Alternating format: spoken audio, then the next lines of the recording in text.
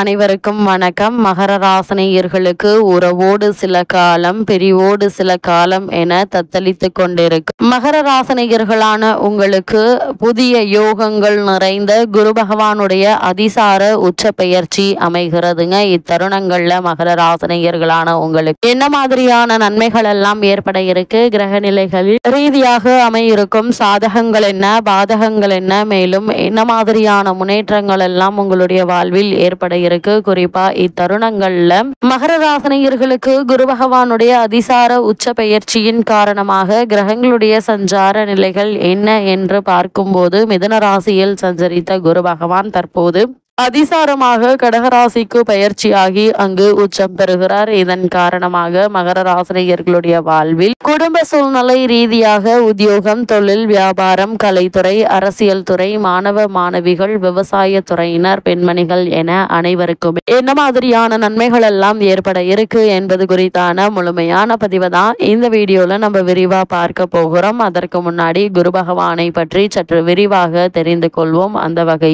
குரு என்றால் ஆன்மீகத்தில் இருட்டை நீக்குபவர் அல்லது தெளிவை உண்டாக்குபவர் என்று பொருள். ஜோதிடத்தில் இந்த குணத்திற்கு உரியவராக குரு திகழ்கிறார். சூரியனிடமிருந்து ஒளி பெற்றாலும் சூரியனுடைய பார்வையை விட குருவினுடைய பார்வைக்கு சிறப்பு அதிகம். செல்வத்திற்கு காரகராக குரு இருக்கிறார். எங்கெல்லாம் அபரிமிதமான செல்வம் இருக்கிறதோ அங்கெல்லாம் குருவினுடைய ஆதிக்கம் இருக்கும். காலபுருஷனுக்கு 9ஆம் அதிபதியான அவரே மோட்சஸ்தானத்திற்கும் அதிபதியாகிறார். பாக்கியஸ்தானங்களை அனுபவிக்க செய்யும் அவரே மோட்சத்தையும் தரும், ஞானத்தையும் வழங்குகிறார். 9, 12 இணைப்புகள் இதைத்தான் காட்டுகின்றன. பெரும் செல்வத்திற்கு அதிபதியானவர்கள் ஒரு கட்டத்தில் தூக்கி போட்டுவிட்டு இறைவழிக்கு சென்று விடுவார்கள். அதற்கு குருவோடு சனியும் கேதுவும் சேர்ந்து துணை புரிய வேண்டும். அது மட்டுமில்லாமல் ஜோதிட சாஸ்திரத்தில் பெரும்பாலான கிரக பார்வையால் தோஷங்களை தான் செய்யும். குருவை தவிர எந்த கிரகங்களும் தோஷ நிவர்த்தி செய்யும் ஆற்றல் இல்லை. எனவேதான் ஜாதக தோஷத்தை சொல்லும் போது குருவினுடைய பார்வை இருந்தால் தோஷ நிவர்த்தியை காட்டுவதாகவும் குறைந்தபட்சம் பரிகாரத்திற்குட்பட்ட தோஷமாகவும் சொல்வார்கள். இந்த சக்தி வேறு கிரகங்களுக்கு கிடையாது. தோஷ அளவை குறைப்பதும் பரிகாரம் பலிக்குமா என்று பார்ப்பதும் குருவினுடைய பார்வை அளவையும் விசேஷத்தையும் பொறுத்தது. வளர்பிறை சந்திரன், பாவிகள், சம்பந்தமில்லாத புதன், சுக்கிரன் போன்றோர் பார்வையோடு கலந்த குருவினுடைய பார்வைக்கு வீரியம் அதிகம். சனியனுடைய பார்வை, ராகு கேதுக்களின் ஆதிக்கம், அஸ்தங்க தோஷம், பகை, நீச்சம் போன்ற பலவீனங்கள் இருக்கும் போது பார்வையின் சுபத்தன்மை குறையுங்க. ஆனால் ஒன்று குருவினுடைய பார்வை பலனளிக்காமல் போகுமே தவிர தீமையை செய்து விடாது. மற்ற கிரகங்களும் குருவினுடைய பார்வைக்கும் உள்ள வித்தியாசம் இது. எனவேதான் ஜோதிட சாஸ்திரத்தில் அவர் பூரண சுபகிரகமாக சொல்கிறார்கள். அவர் பார்வை என்பது மிகவும் விசேஷமானது. அந்த வகையில் அப்படிப்பட்ட குரு பகவான் தற்போது மகர ராசியில் மிதுன ராசியிலிருந்து அதிசாரமாக கடகராசிக்கு பயிற்சியாகி அங்கு உச்சம் பெறுகிறார். இதன் காரணமாக மகர ராசினியர்களான உங்களுடைய வாழ்வில் மேலும் என்ன மாதிரியான நன்மைகள் எல்லாம் உங்களுடைய வாழ்வில் ஏற்பட இருக்கு என்று பார்க்கும்போது, உங்களுடைய ராசிக்கு 3, 12 ஆகிய இடங்களுக்கு அதிபதியானவர் குரு. அவர் உச்சம் பெறும் உங்களுடைய ராசியை பார்ப்பது ஒரு அற்புதமான நேரம் என்று தாங்க சொல்ல வேண்டும். 7.5 சனி நடந்தாலும் கூட குருவினுடைய பார்வையால் பல நல்ல மாற்றங்கள் இல்லம் தேடி வர இருக்கு. முயற்சிகள்ல நிச்சயம் வெற்றி கிடைக்கும். குரு பகவான் வழிபடுவது மிக மிக நல்லது. அது மட்டுமில்லாமல் சப்தமஸ்தானத்திற்கு குரு உச்சம் பெறுவதால் கல்யாண வாய்ப்பு கைகூடுங்க. திருமண சம்பந்தமான முயற்சிகளை மேற்கொண்டு வரும் மகர ராசினியர்களுக்கு இவ்வளவு நாட்களாக, ஏன் வருடங்களாக கூட தடைபட்டு வந்த இந்த சுப காரியங்களுக்கு நல்ல ஒரு முன்னேற்றம் ஏற்பட இருக்குதுங்க. இருந்தாலும் கூட வரனை நிச்சயிப்பதற்கு முன்னர் ஒரு முறைக்கு 2 முறை தீர விசாரித்து ஆராய்ந்து அதற்கு பிறகு வரனை நிச்சயிப்பது மிக மிக நல்லதுங்க.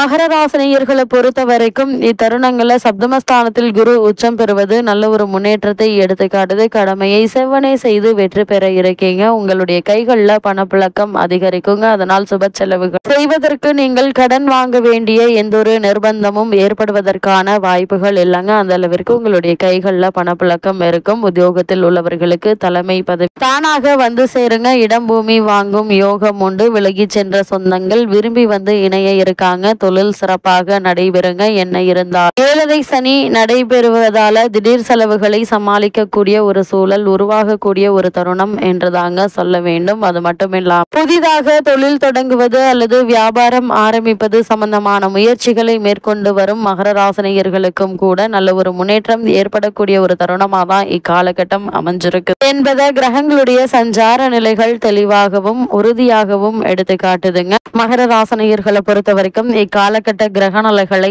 ஆராய்ந்து பார்க்கும் போது இத்தருணங்கள்ல வக்ர இயக்கத்தில் இருக்கிறாருங்க சனி பகவான். அவரோடு ராகுவும் இணைந்திருக்கிறார். அதே நேரத்தில் அஷ்டமத்தில் சுக்கிரனோடு கேது இணைந்திருப்பது என்பது அவ்வளவு நல்லதல்லங்க. நீங்கள் எதிர்பார்த்த காரியங்கள்ல எண்ணற்ற தடைகளும் தாமதங்களும் வந்து சேர இருக்கு. எதிலும் ஈடுபாடு ஏற்படாமல் மனம் அலைப்பாயும். அது மட்டுமல்லாமல் மனதில் ஏதோ ஒரு பயம் இருந்து கொண்டே இருக்குங்க. பிறருடைய உதவியை பெறுவதில் தடங்களும் தாமதமும் ஏற்படுவதற்கான வாய்ப்புகள் அதிகம் இருக்கு. குருவினுடைய அதிசார பயிற்சிக்கு பிறகு நெருக்கடி நிலை அகன்று நிம்மதி கிடைக்கக்கூடிய ஒரு தருணமாக தான் இக்காலகட்டம் அமைஞ்சிருக்குது என்பது கிரகங்களுடைய சஞ்சார நிலைகள் தெளிவாகவும் உறுதியாகவும் எடுத்து காட்டுதுங்க. அது மட்டும் இல்லாம மகர ராசினியர்களை பொறுத்த வரைக்கும் உங்களுடைய ராசிக்கு 6, 9 ஆகிய இடங்களுக்கு அதிபதியான புதன் பகவான் அவர் தொழில் ஸ்தானத்திற்கு வரும்போது தொழில் வளம் என்பது சிறப்பாக இருக்குங்க. புதிய முயற்சிகள்ல ஆர்வம் காட்டுவீங்க. பழைய பங்குதாரர்களை விலக்கிவிட்டு புதிய பங்குதாரர்களை சேர்த்து கொள்ளலாமா என்று சிந்திக்க இருக்கீங்க. உத்தியோகத்தில் உள்ளவர்களுக்கு கூடுதல் பொறுப்புகளும் அதற்கு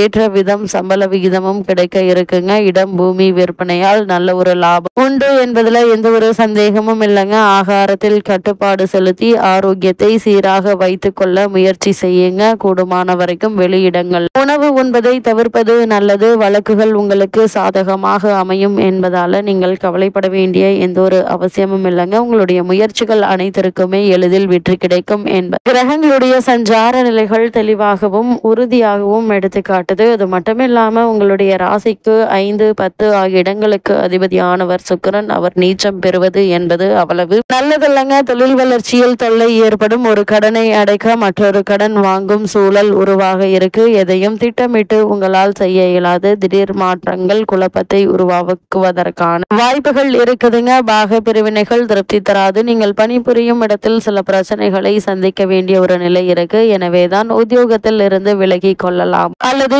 இங்கேயே நீடிக்கலாமா என்று சிந்திக்க வைக்கும் நேரமாக தான் இந்த குரு பகவானுடைய அதிசார உச்ச பயிற்சி அமைஞ்சிருக்குதுங்க. சுக்கிரன் வழிபாடு உங்களுடைய தடைகளை அகற்றும் என்பதையும் கிரக நிலைகள் உறுதியளிக்குது. அது மட்டும் இல்லாம இந்த குரு பகவான் அதிசாரமாக உச்சம் பெற்று சஞ்சரிக்கக்கூடிய இத்தருணங்கள் முழுவதுமே சனி பகவான் உங்களுடைய ராசிக்கு தனராசியான கும்பராசி வக்ர இயக்கத்தில் இருக்கிறார். உங்களுடைய ராசிக்கு அதிபதியாகவும் தனஸ்தானத்திற்கு அதிபதியாகவும் விளங்கக்கூடியவர் சனி. அவர் வக்ரம் பெறும் இந்த நேரத்தில் ஆரோக்கிய சீர்கேடுகள் அதிகரிக்கும். மருத்துவ செலவுகள் உண்டு என்பதால் சிறு உடல் உபாதை என்றாலும் உடனே மருத்துவரிடம் அணுகி அதற்கான சிகிச்சையை எடுப்பது நல்லதுங்க. தாமதப்படுத்தினீங்க அப்படின்னா தேவையில்லாத அதிகப்படியான விரய மருத்துவ செலவுகள் ஏற்படுவதற்கான வாய்ப்புகள் இருக்குதுங்க. அது மட்டும் இல்லாம மருத்துவ செலவுகள் உண்டு. குடும்ப பிரச்சனைகள் மீண்டும் தலை தூக்குங்க. இது மாதிரியான நேரங்கள்ல ஒருவருக்கொருவர் விட்டு கொடுத்து அனுசரித்து நடந்து கொள்வது நல்லதுங்க. கட்டிய வீடு பாதியில் நிற்கிறது என்ற கவலைப்படுவீங்க. கொடுத்த வாக்கை காப்பாற்ற இயலாது. பண தேவை அதிகரிக்கும். ஒரு கடனை அடைக்க மற்றொரு கடன் வாங்க சூழல் ஏற்பட இருக்கு. அதனால் அதிக கவனத்தோடும் எச்சரிக்கையோடும் இருப்பது அவசியங்க. அது மட்டும் இல்லாம மகர ராசினியர்கள் பொது வாழ்வில் இருப்பவர்களுக்கு திடீரென பொறுப்புகள்ல மாற்றம் ஏற்படுவதற்கான வாய்ப்புகள் இருக்குங்க. தொழில் மற்றும் வியாபாரம் செய்பவர்களுக்கு ஏற்றமும் இறக்கமும் கலந்த நிலை உருவாகும். உத்தியோகத்தில் உள்ளவர்களுக்கு பணம் அதிகப்படியாக கிடைக்குங்க. அதே போல் பணிபுரியும் இடத்தில் பதற்றம் வேண்டாம். கலைஞர்களுக்கு அதிக முயற்சி தேவைங்க. மாணவ மாணவிகளுக்கு மறதி அதிகரிக்கும். பெண்களுக்கு குடும்ப சுமை கூடுங்க. பயணங்களால் விரயம் உண்டு. அதனால் கவனம் மிக மிக நல்லது. இத்தருணங்கள்ல மகர ராசினியர்களுக்கு கிரக நிலைகளின் ரீதியாக கூறப்படும் பரிகாரம் என்ன என்று பார்க்கும்போது நரசிம்மல் வழிபாடு உங்களுக்கு நன்மையை வழங்கும் வழிபாடாக அமைகிறது.